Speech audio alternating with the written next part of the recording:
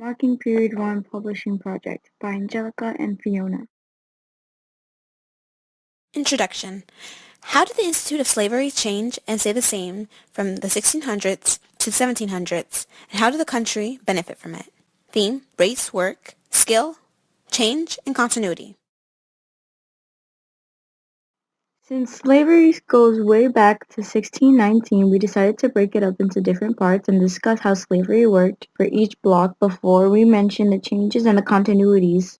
As you can see, we started with the very beginning of slavery, which was in 1619 up until Bacon's Rebellion in 1676.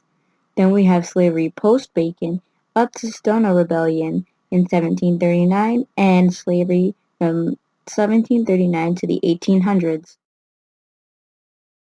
First, to be able to discuss slavery in America in general, it's best to understand the origins, including the triangle trade.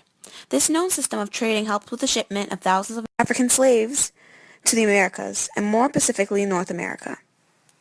First, raw materials from the Americas were sent to Europe and became manufactured goods.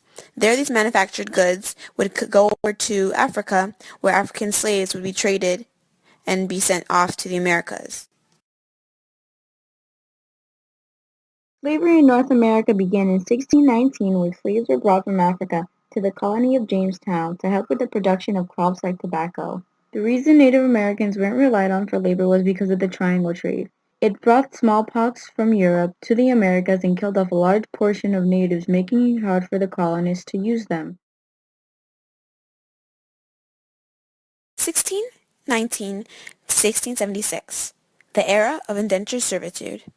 During early colonial America, the English who couldn't afford the price of traveling to the New World and establishing their own farms often agreed to indentured servitude. In return for their work, they were given food, clothing, and a place to live, and the term had only lasted for 7 years before they were free and moved west. The first 20 African slaves brought to the Americas most probably went through indentured servitude than to what today's conception of slavery is. As a result of being unrepresented and the constant conflict with Native Americans in 1676, former indentured servants, who were now poor farmers, were led by Nathaniel Bacon into Jamestown, where they forced the government to flee, burned the city to the ground, and looted the estates of the wealthy. 1676 to 1739. Paternalistic slavery. Fatherly. It was implied that blacks couldn't fend for themselves outside from slavery. They wouldn't be able to handle their newfound freedom and would end up being manipulated and abused by the white people.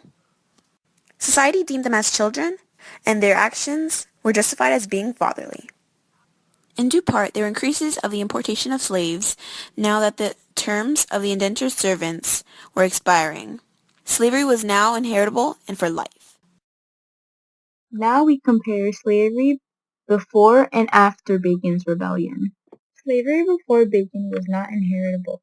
It was over after 7 years and it was just like indentured servitude.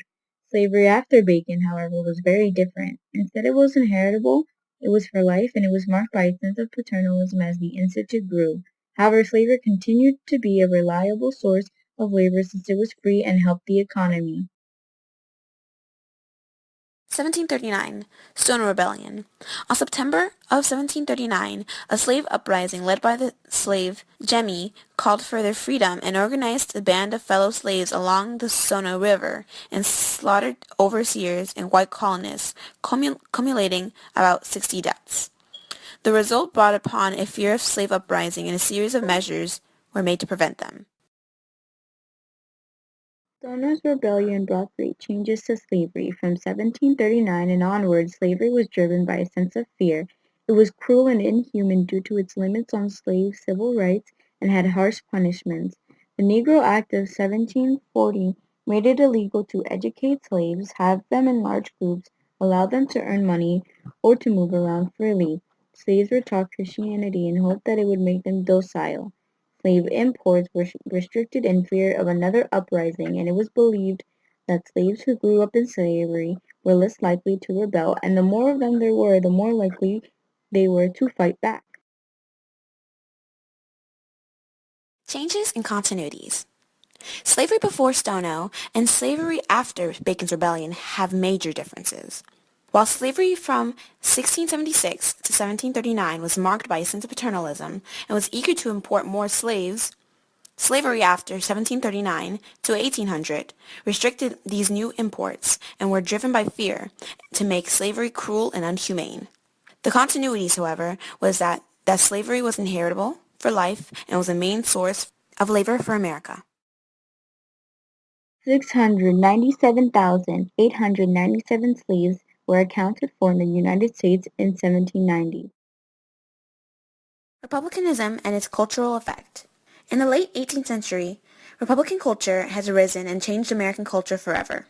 It became more egalitarian, and the effects had shown.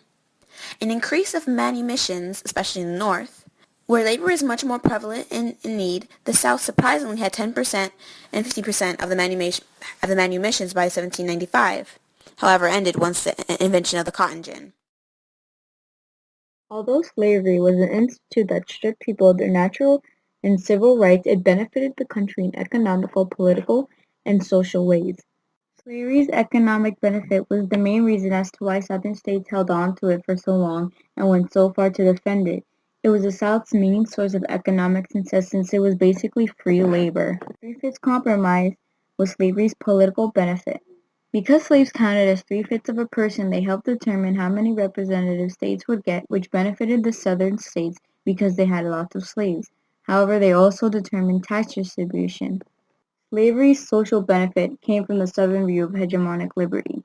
Hegemonic liberty referred to the power to rule, and poor white farmers had nothing to rule until slavery came along, which put them at the bottom of the system.